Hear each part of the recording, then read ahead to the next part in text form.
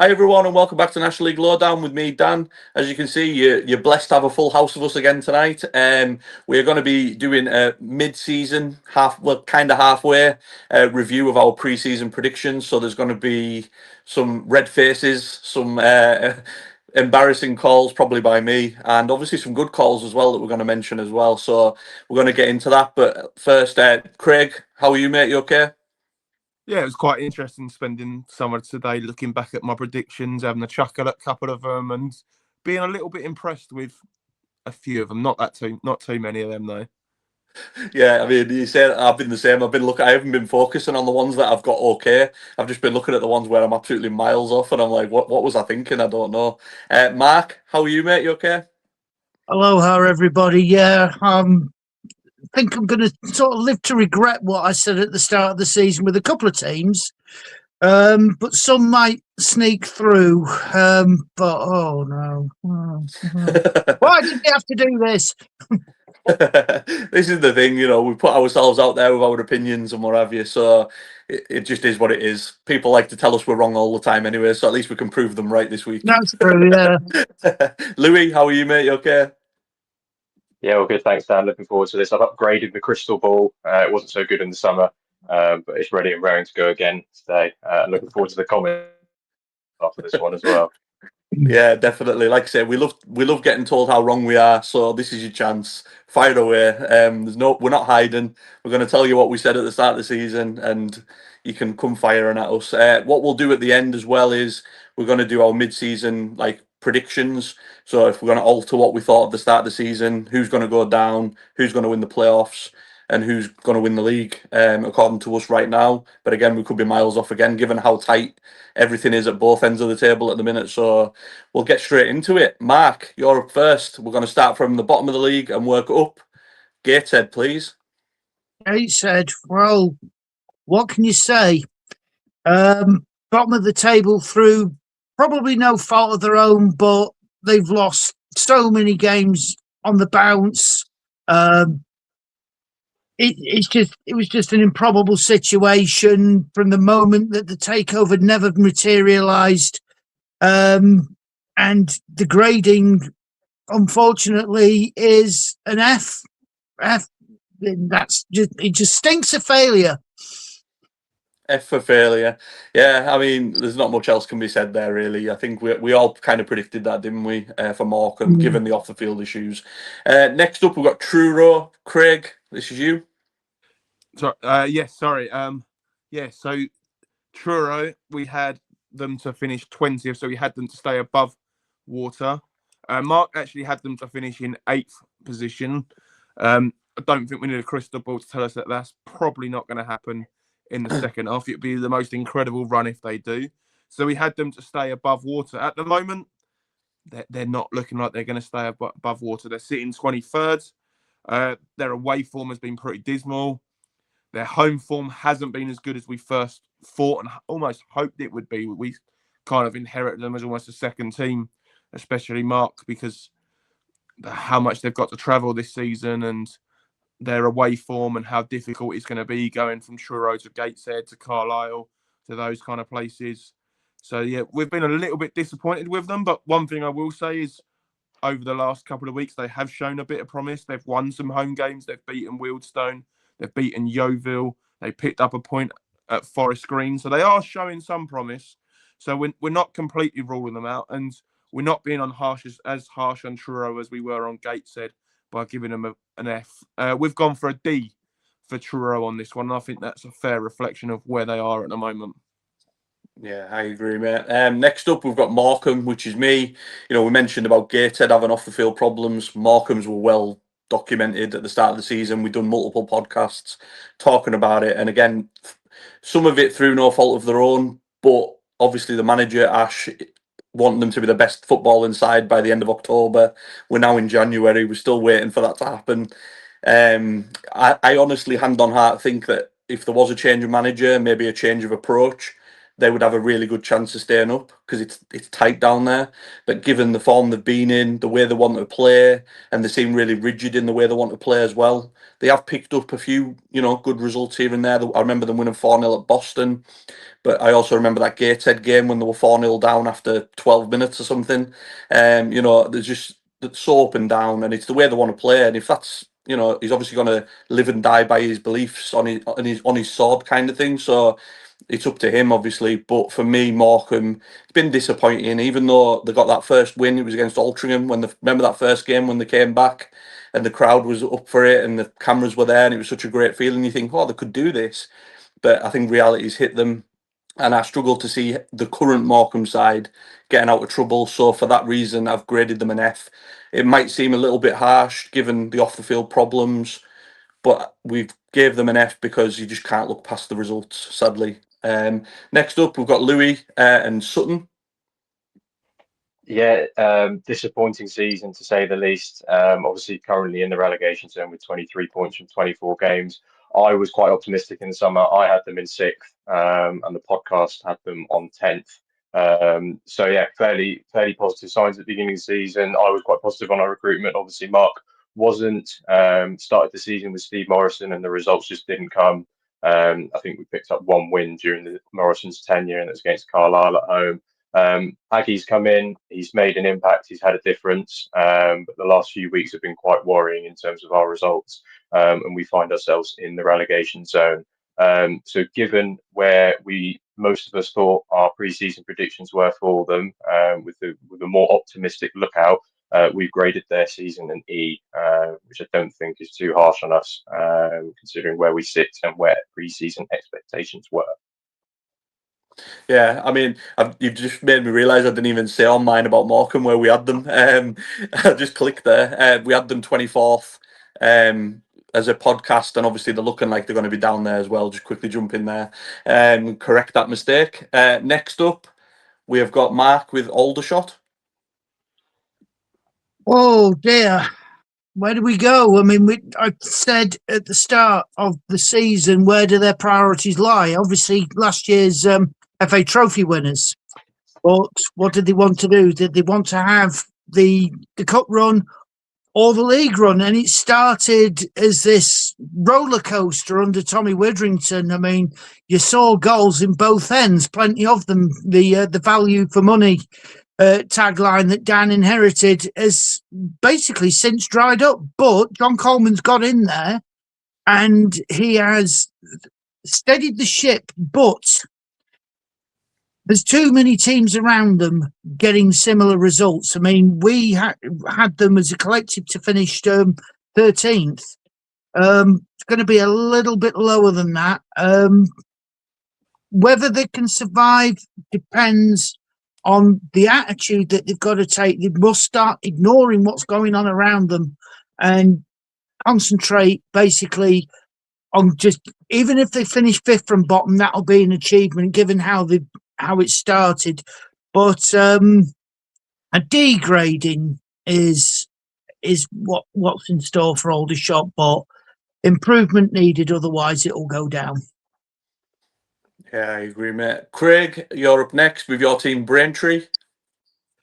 Yeah, so I had Braintree to finish just above that dotted line in 20th, but as a podcast, we had them to finish 21st and in the relegation zone. And we started the season really, really well with our first game, but then quite a few teams were obviously picking up points and we weren't. We had a really poor spell. We conceded we haven't scored in 13 games this season.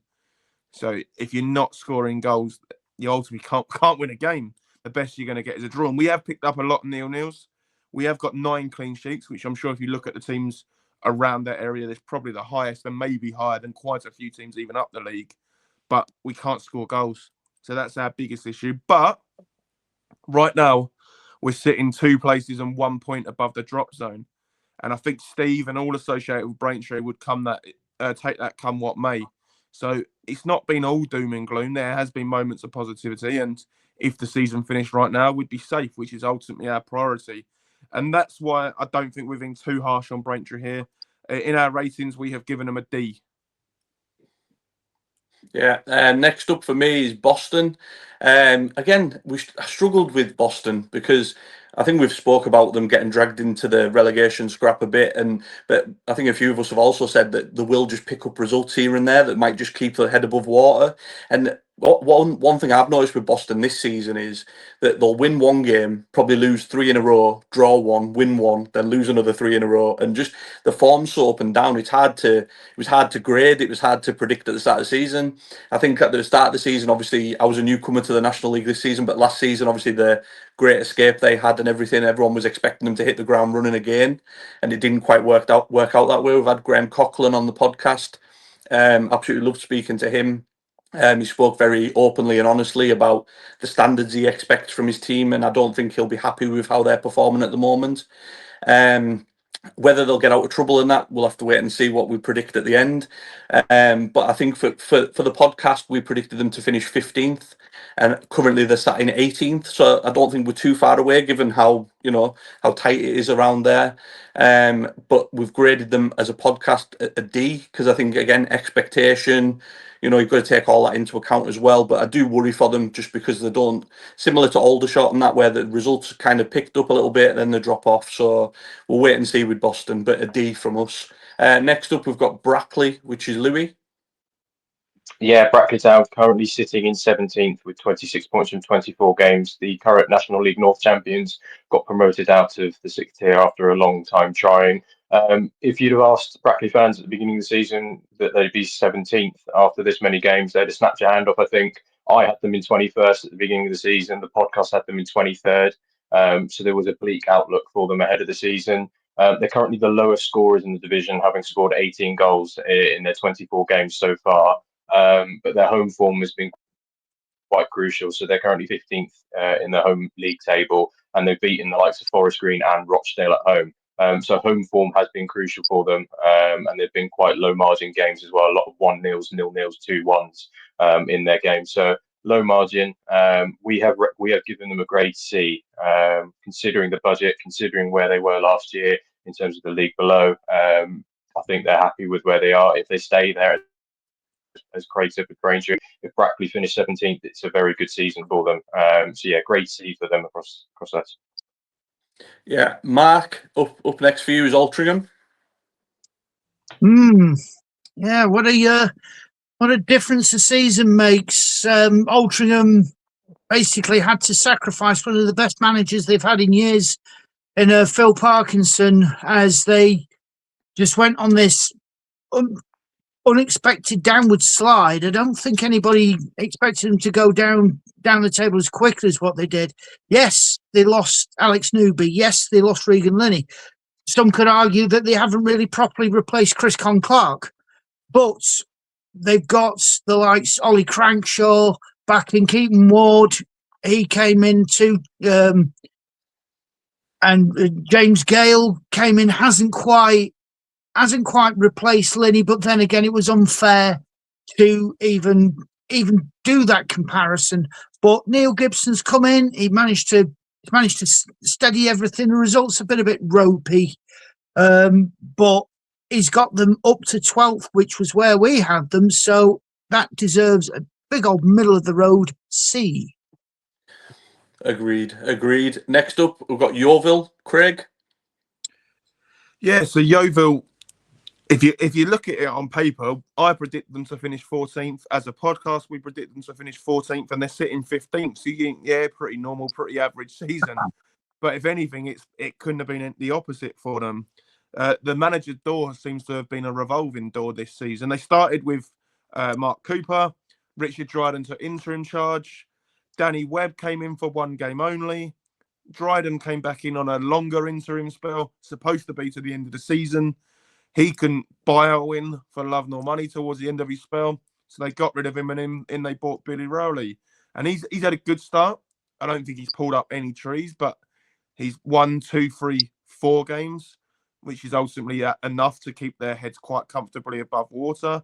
And they're sitting in 15th. And I think if you're a Yeovil fan, with all the uncertainty they've had around the manager's job and all these issues they've had, you'd bite your hand off for 15th. But they've probably got that little bit in the back of their minds of what happens if we'd got it right straight away, because they've been all over the place, and yet they're sitting 15th and pretty comfortably away from the drop. So we've given them a D because of all the uncertainty and their spells. But it could have easily been a C, I believe, but we've gone for a D on this one. Yeah. Next up, we've got Eastleigh, which is me. Obviously, Eastleigh they didn't start the season too well, but then they picked up a bit of form, then they dropped off, and then recently, obviously, they've been in great form as well. I think they had a lot of injuries at one point as well. I know Aaron Blair was out for a while. There was injuries, so I think that played a part.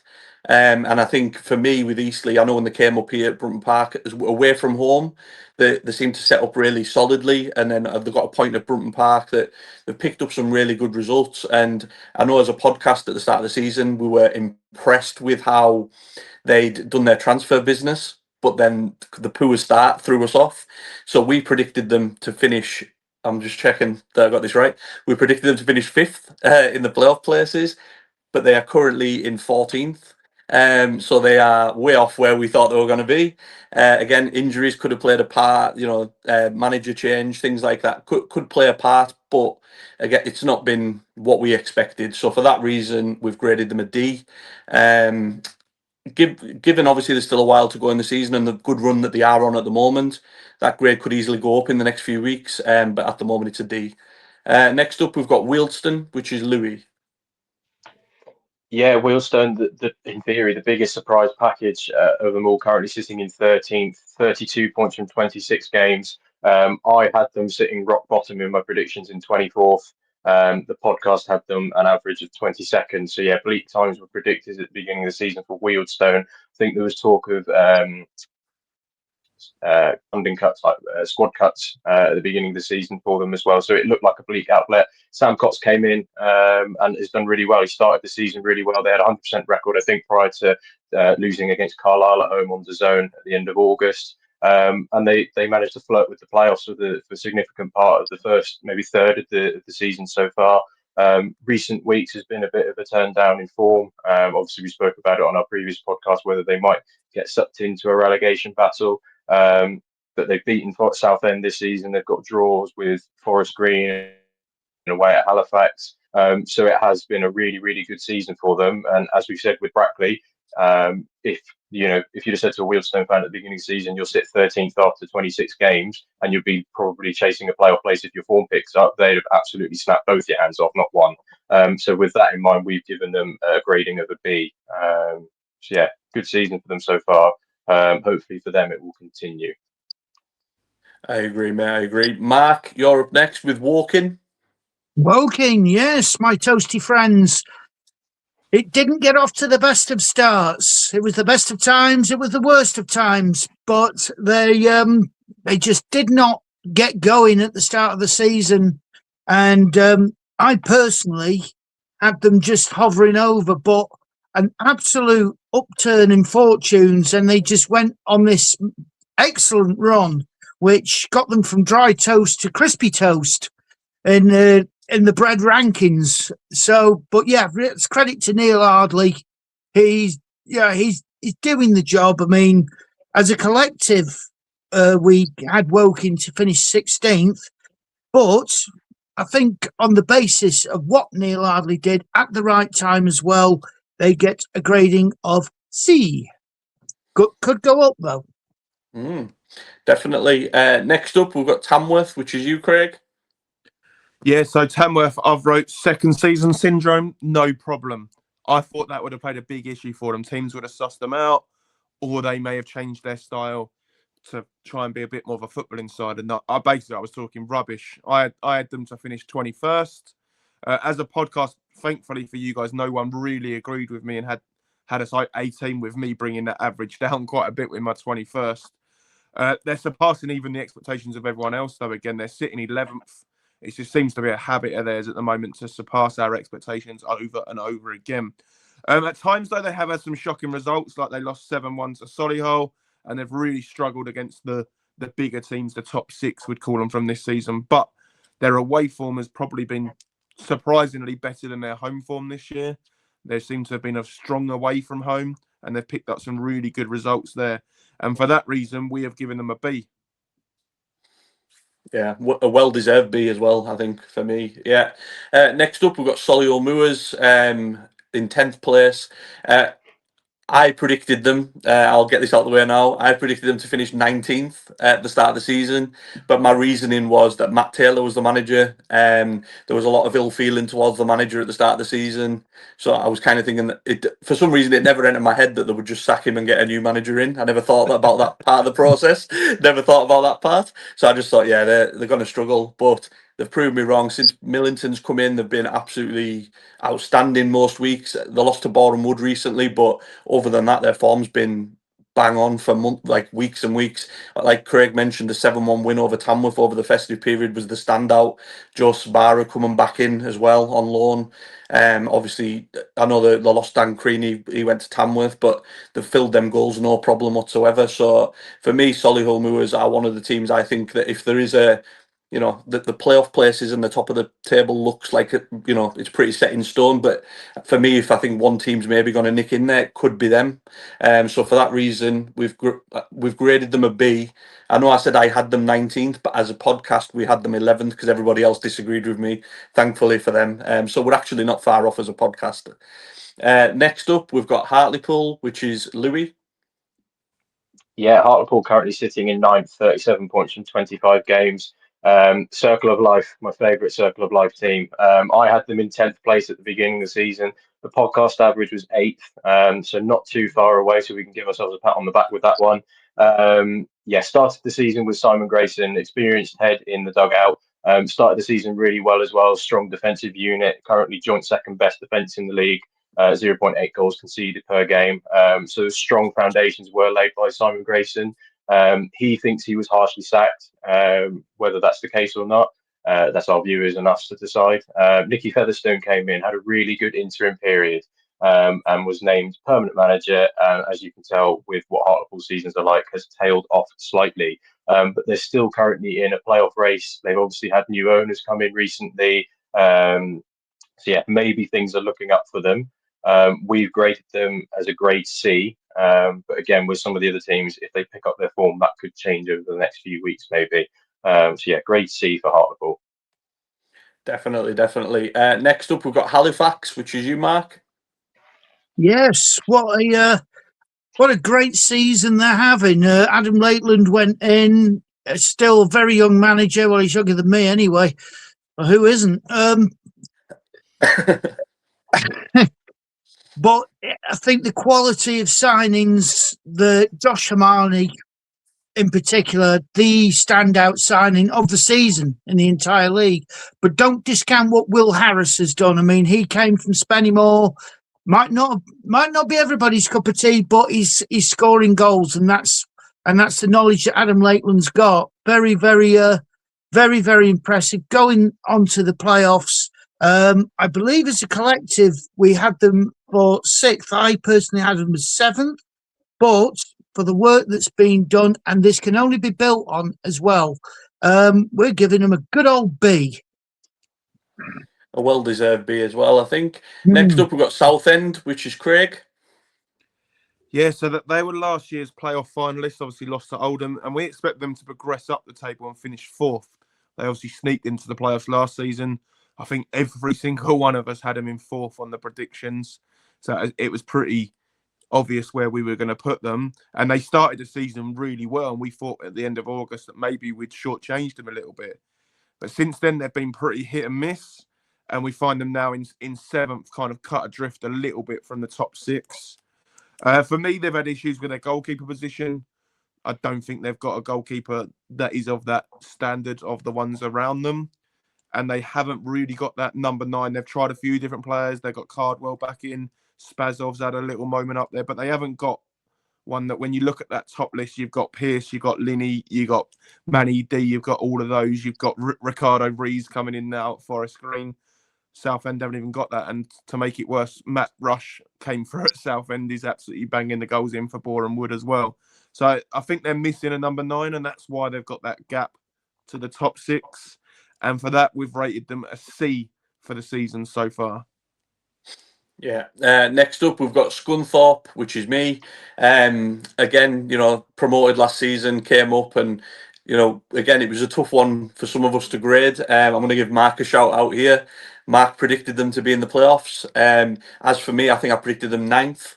As a podcast, we've got them in ninth, but Mark did have them in the playoffs. So, Mark, well done to you for that. Scunthorpe, for me, they were unbeaten for a while at the start of the season. They were one of the standout teams. They still are.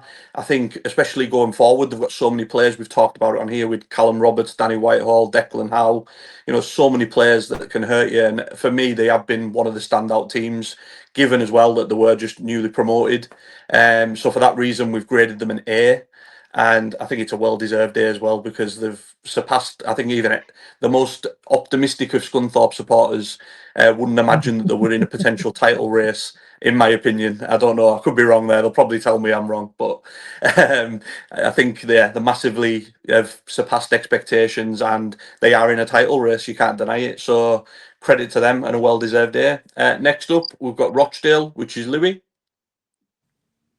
Yeah, Rochdale madly are currently sitting in fifth, having sat top of the table a couple of weeks ago. But I think the postponed game on the weekend dropped them down the table, considering how close it is up there. 52 points from 22 games. I had them finishing second in my preseason predictions. As a podcast, we had them in third place. If you take their points per game record, 2.36 points per game, absolutely outstanding rate of picking up points at the moment. Best defence in the league, 0.7 goals conceded per game, 12 clean sheets.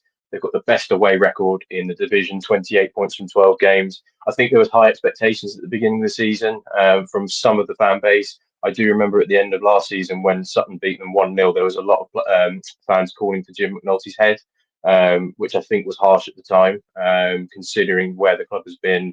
But yeah, it's been an absolutely outstanding season. Obviously, Manny D has been their standout, got injured recently. Their biggest problem and their biggest enemy is their own pitch, basically. I think if you wouldn't have the postponements, I think they would probably be top of the league. They probably would have picked up enough points to sit top of the league. We have graded them as a grade A. But yeah, it could be more. It could have been just that little bit extra than A if they'd have sorted their pitch out, I think. Yeah, I mean, we're going to do our mid-season predictions at the end, but I've got a feeling Rochdale might feature heavy in there, and the pitch talk might continue. The last podcast we did, we got a comment on the bottom saying "Welcome to the Groundsman's podcast," because apparently that's all we talk about, Rochdale's pitch. So I'm sure it'll get another mention at some point. Next up, we've got York City, which is Mark. Well, what a difference a changing manager makes. A bit of a stuttering start for York, which ended with Adam Hinshelwood losing his job. People were surprised at the time that Stuart Maynard came in.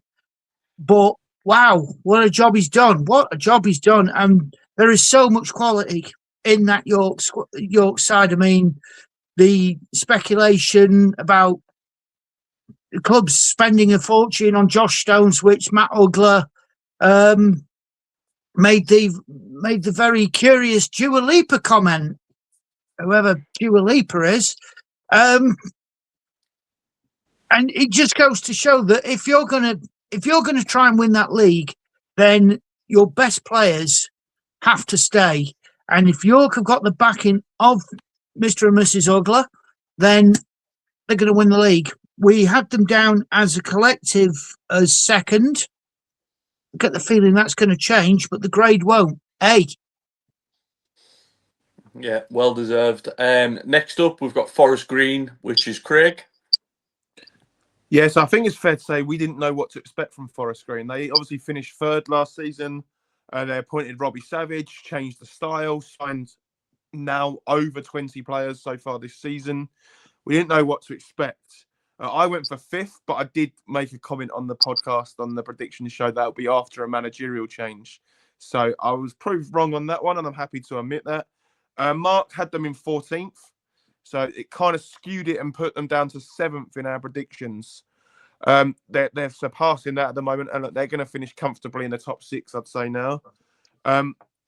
Sometimes they draw too many games, or they dominate games but don't win them. They've drawn some, they've lost some. But then in the last week or so, they've signed Ricardo Rees, and we talked about statements, and that is a big one in this league. and if he can score them 15 goals between now and the end of the season, they're going to be right up there. And similar to that Halifax game where they probably drew that game 3-4 weeks ago, but because they had his goals, they won it. They could be huge. We have given them an A, partly because they were that unknown factor, and then they've surpassed our expectations. So they've been given an A from us. Yeah, well deserved again. Next up, we've got Boreham Wood, which is Louis. Yeah, Boreham Wood currently sitting in second place, 53 points from 24 games. It's mad to think that they were promoted from the National League South last year. Absolutely incredible achievement from Luke Garrard and his squad so far. I had them down in 12th, which looks a bit bad, but the podcast average was 18th. So this is not one to pat ourselves on the back about, lads. But if you were a newly promoted side, you probably would take 18th. But it just shows how well they have done, I think. Completely surpassed probably their own expectations, maybe in some ways. Second top scorers in the league, currently banging in 2 goals per game on average. They've reached the FA Cup third round, which what feels like every season they're doing at the moment. Seemingly, rattling them off with ease at the moment. Got Burton Albion on Saturday, obviously. Absolutely star quartet up front: Abdul Malik, Zach Brunt, Matt Rush, Souza, and a solid defence as well, which I don't think gets talked about a lot. So yeah, the biggest overachievers, I guess, in the league so far, and firmly in the title race with half a season to go. We could only give 1 A star to each team in our gradings. I think it was a unanimous A star for Boreham Wood. They've been absolutely outstanding. Take your hat off to Luke Garrard, and yeah, long may it continue, because it would be an interesting title race with them, innit? Yeah, like you say, it was unanimous. We all agreed on the A star for Boreham Wood. Absolutely incredible from them, and don't see there being any let up. To be honest, they look absolutely relentless at the moment, and good luck to them in the FA Cup at the weekend as well. I don't see any reason why they can't beat Burton, to be honest. And then last up, we've got Carlisle United, which is me. I've been on here. I've been called ultra negative and all that kind of stuff, but I don't think we've actually played that well this season. But somehow we're top of the league, lads, and I'll take it. I know there's technicalities of games in hand and postponements and all that, but if you'd said to me when I started this podcast in July that would be the start of January and Carlisle would be at top of the league, I would have took it. So yeah, massive credit to Mark Hughes. I think he's got a lot of players, and he kind of sticks to the same maybe 14, 15. There's a massive squad there that he needs to cut down on, but Regan Linney, inspired signing. Chris Conclark coming in. I know he's been injured in recent weeks, but we have had that quality at the back. Morgan Feeney's been outstanding. I do think there's areas of the pitch that they need to improve on.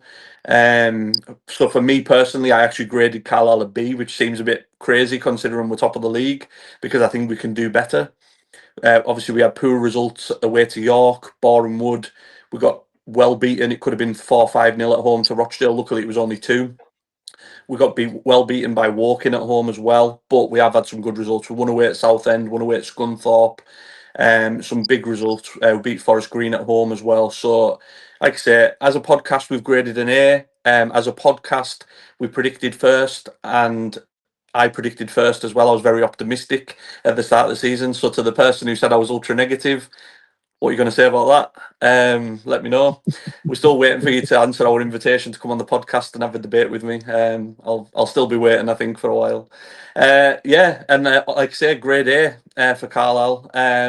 So next up, we're going to do our mid-season predictions. So that was obviously what we done in July time, before we knew what was going to unravel. Now we're just over halfway through the season. We've kind of seen what teams have got to offer. We're going to try and predict it again, if we're going to change anything, if anything, or we're going to stick to our guns. Mark, I'll come to you first, mate. Who are your 4 teams to be relegated, please?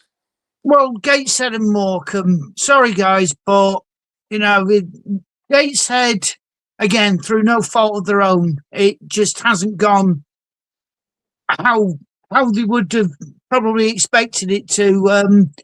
But I think they lost, 11 games on the bounce, 12 games on the bounce. Rob Elliott's got a hell of a job to do, and it's demoralising.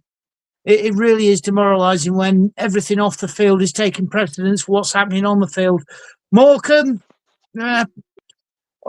no sizzle and no steak, I'm afraid. You're supposed to be the best footballing team in England, and well, I'm not exactly sure what drugs you were sniffing at the time of that comment, but yeah, get yourself tested. Honestly, now this is the sticking point for me.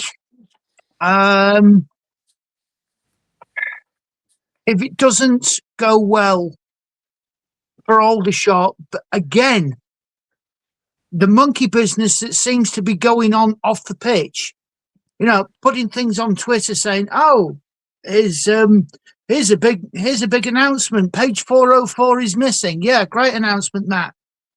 Stop distracting from the game, from the matter in hand here. You're trying to avoid relegation. Keep up that caper. Aldershot will be going down through no fault of John Coleman's either.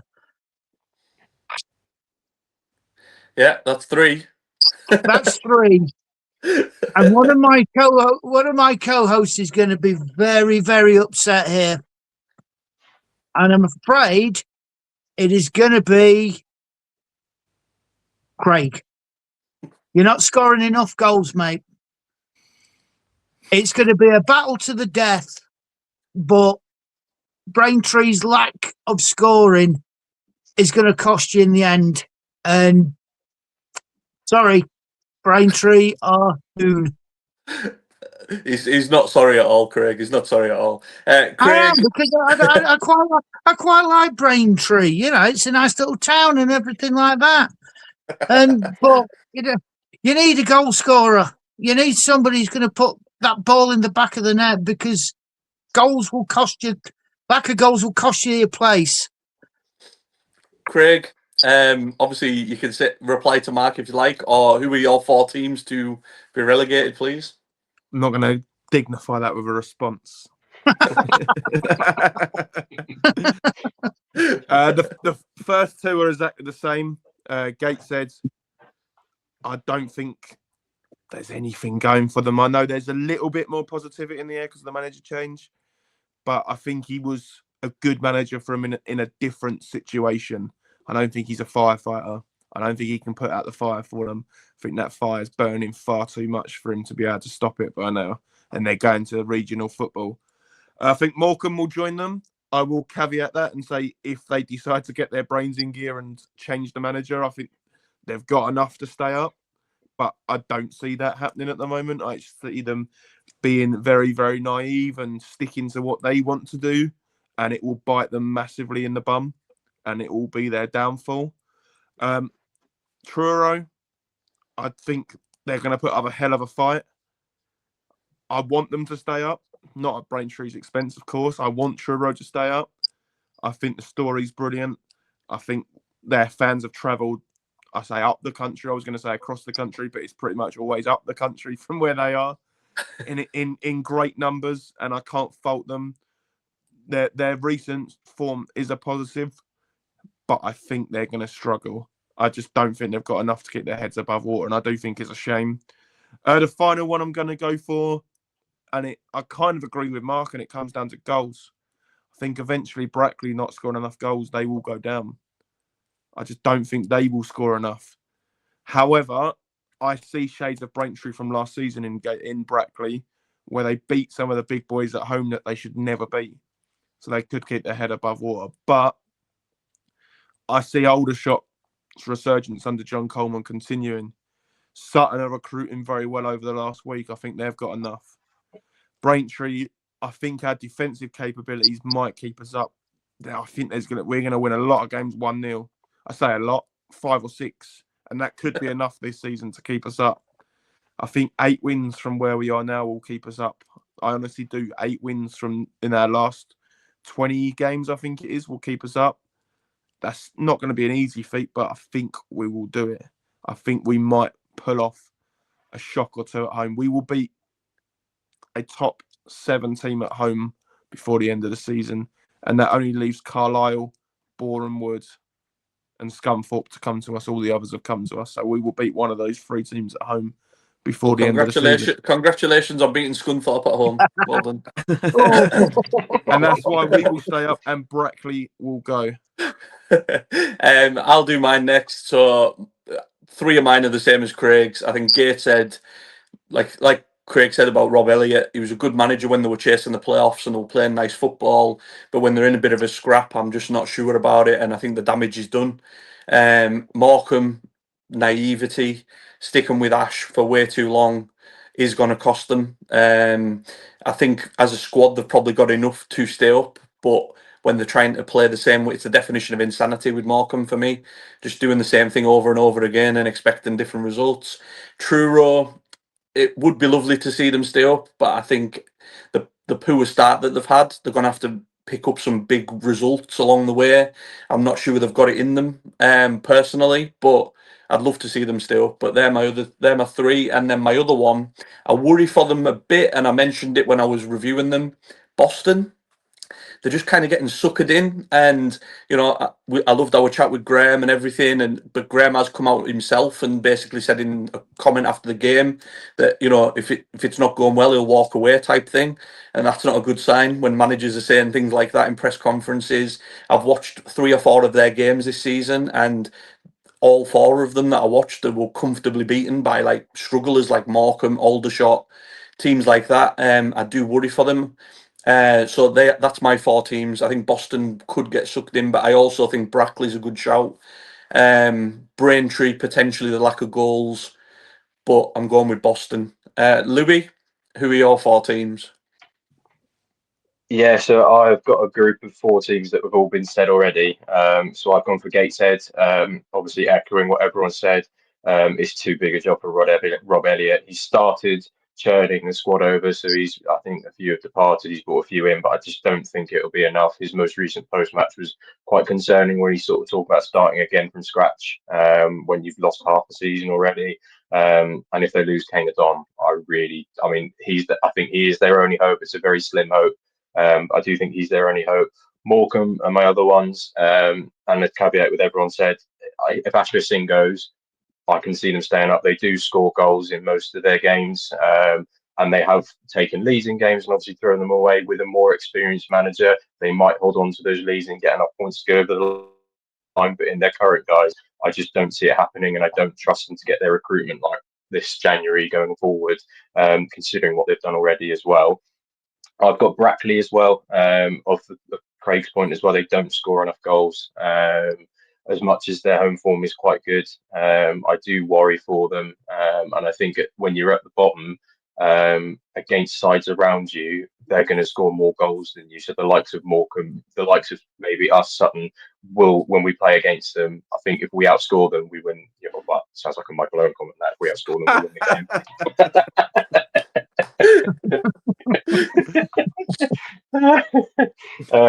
So yeah, I do worry for them given their lack of goals. And my last one is with you, Dan. Is Boston. Echo, you said you nicked my quote from Graham Coughlin. I think there's a chance that he walks, and I think if he walks, it's doom and gloom for them. And again, recruitment will be difficult for them. I think not the biggest resources in the division, albeit it's bigger than some. But yeah, Gateshead, Morecambe, Brackley, and Boston for me. But I think it will go down to the wire, is what I will say. I think there'll be a lot of teams involved, and I think some teams will get sucked in from mid-table. But yeah, those are my 4. Yeah. Mark's back on the Rare Breed Meat Company Stadium from now on, by the way. He'll be welcome at Truro with open arms, though, so it's fine. Don't worry about it. Yeah, there's a holiday in the making. So to be fair, we had a few different teams there. I think we all agreed on 2, but two of us had Truro staying up, 2 of us had Truro going down. So it's just going to be interesting. And obviously, we've talked about how tight it is at the bottom. It's also very tight at the top. So we're going to pick our playoff winners. Now we'll go in reverse order this time. So I'll go to Louis first. So Louis, who do you think is going to win the playoffs?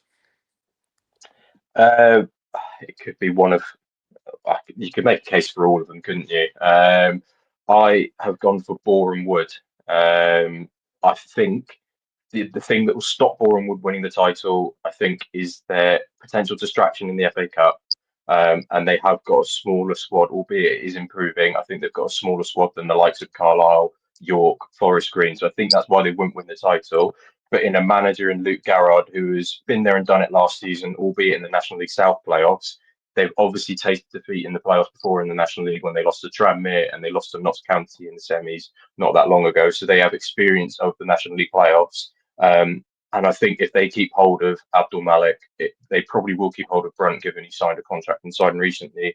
You imagine Rush will be kept hold of as well. They've got some quality players at the top of their pitch, built on a solid foundation. So yeah, by playoff winners of Boreham Wood. Yeah. So me next. I was struggling with I've got my title winners, but I was struggling with the playoffs because, like Louis said, you can make an argument for all of them. I'm gonna go for York as my playoff winners. I've got my title winners picked. I think if York do go in the playoffs, I don't think they'll make the same mistake they made last season. And they've shown this season that they're capable of blowing teams away. And I think that could happen again in the playoffs. They've beaten a lot of teams around them as well. Like I said, they hammered Carlisle. They've beat other teams in there as well. So York are mine. Craig? Yeah, I've gone for the exact same team as you, mate. I think on their day, they are the best team in this league. They will blow any team away with that attacking talent they've got of Pearson Stones and the likes of Hunt and all of those in behind as well. And they've got really good defensive players in Malachi, Fagan, Walcott. They're a solid outfit. I just think they're going to come up short to win the league, and then they're going to refocus and they're going to win the playoffs. It's their time to go up, I feel. I don't see them as champions, but I could be easily wrong on that one. But I think they're miss out, realign, refocus, and win the playoffs by blowing a team away at Wembley. Yeah, I can totally see that. I have no idea. Yeah, we're not asking about that, thankfully. We've only got to pick two teams. If we had to pick another, I'd struggle as well. Mark, who's your playoff winner? Carlisle. You've gone on, and I've listened to what you've said through the season, and they're picking up with the results. The performances may not be pretty, but sometimes it has to be that way. And for anybody who's waffling on about, oh, it's negative. Yeah, but it's getting you the 3 points. The problem is we're now getting to a stage where York can go out there and they can reinforce to their heart's content. And that's going to be crucial for them as they're picking up the games to actually go further in. But Carlisle, I think if they finish second in the league, that'll help them because there is that little gap between playing the other teams. As long as it's not the fortnight's holiday that was in the last dog and pony show of a playoff. Absolutely ridiculous. The last playoff to be played on the 1st of June. Come on, get a grip.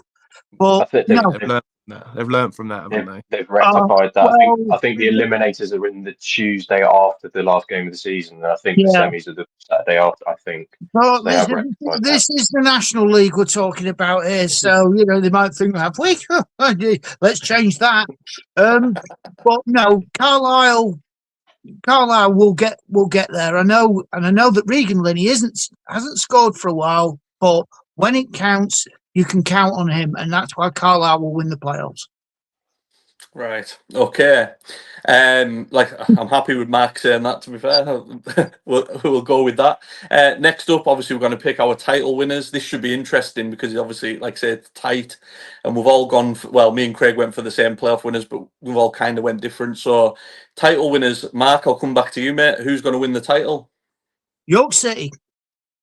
For reasons mentioned, they've got quality and they have got the ability to add to that. As long as they keep Josh Stones, Matt Ogler, as mentioned earlier, has made it absolutely clear that he will not be leaving York anytime soon, and they can financially back it up. Ollie Pearce, Fagan Walcott, Ollie Banks, Alex Hunt, Joe Felix, Harrison Mayle. There's just too much, and Stuart Maynard is proving people wrong who raised their eyebrows at his appointment, thinking, "What's he going to do?" And I tell you what, he has turned them into absolute title contenders. And for me, York will win the league. Very compelling argument there, mate. Craig? So I went for Carlisle at the start of the season, and I feel like we've mentioned it already, but they haven't played very well and they're still up there. So I'm going for them to win it. I am backing Carlisle to win the league, despite being probably the sixth best team in the league so far this season on paper, but they're top of the league. Yeah, I know Rochdale have their games in hand, and I think it's going to be incredibly tight up there. What I like from Carlisle at the moment is they are starting to move someone at Deadwood on. They've signed someone in a problem position. It's a big, I know we don't have the January transfer window, but when you're looking to buy off the EFL, you effectively do have a transfer window to a degree kind of thing. And that I think they're going to use it quite wisely. If they can add 2 or 3 more players into their starting 11, which then brings some of those starters that you've been worried about into the bench positions, then I think they're going to be a force to be reckoned with. I'm still not overly convinced by them, but I think that this January will be pivotal and it will lead to them winning the title by 1 point. Yeah, I think we're all pretty unanimous that it's probably going to go down to the final day, and there's probably going to be at the very least 3 teams in it, if not 4 or 5 on the last day. Could be very entertaining. My heart wants to go Carlisle. I really want to go Carlisle because I went for them at the start of the season. But a couple of weeks ago, I made a bold call and I said Rochdale were the best team I've seen, and I know they've got a lot of games to catch up on. I know the pitch is an issue. So I'm very aware of that when saying this, but I'm sticking to my guns. I'm going to go with Rochdale to win the league because I think they do have that quality. As long as, there's not more games postponed and things like that, because it's already getting a bit ridiculous how many games I've got to play. So if it stays at, 4 games in hand? If it stays at that, they could probably make that up. But if it starts getting more than that, they're going to get caught out by that, surely. But for me, Rochdale are the best team I've seen this season, on numerous occasions as well. Not just when they came up to Brunton Park, but in numerous games. So for me, Rochdale. Louis? Yeah, I've gone for Sutton United. Wow. We're not doing National I League was- South predictions for next year, mate. Well, I've joined one of you and I've gone for York City. I think I stuck my neck out a couple of weeks ago on the podcast as well. I think they'll just have too much. I think their ability to blow teams away, their squad depth, their quality up front, just everything goes for them. There's no distractions for them. Yes, they do have a game in hand or 2, I think, but unlike Boreham Wood are in the FA Cup, unlike Rochdale who've got games in hand, there's no distractions for them. Out of the FA Trophy as well, which could be a benefit for them.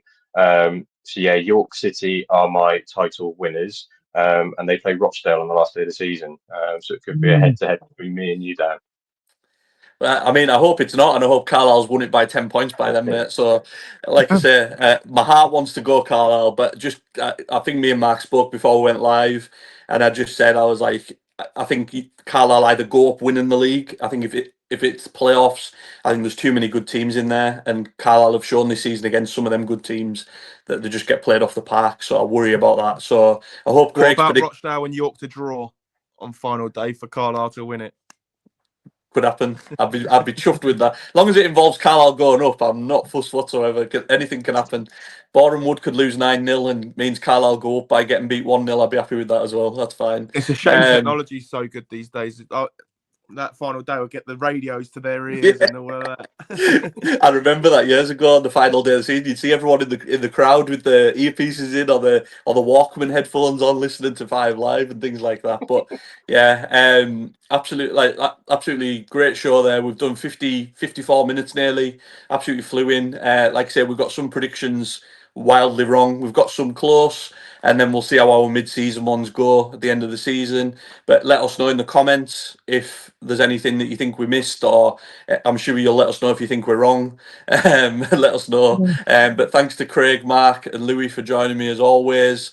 And don't forget to like and subscribe. We've got some exciting content coming over the next few weeks. And keep watching. See you all soon. Take care.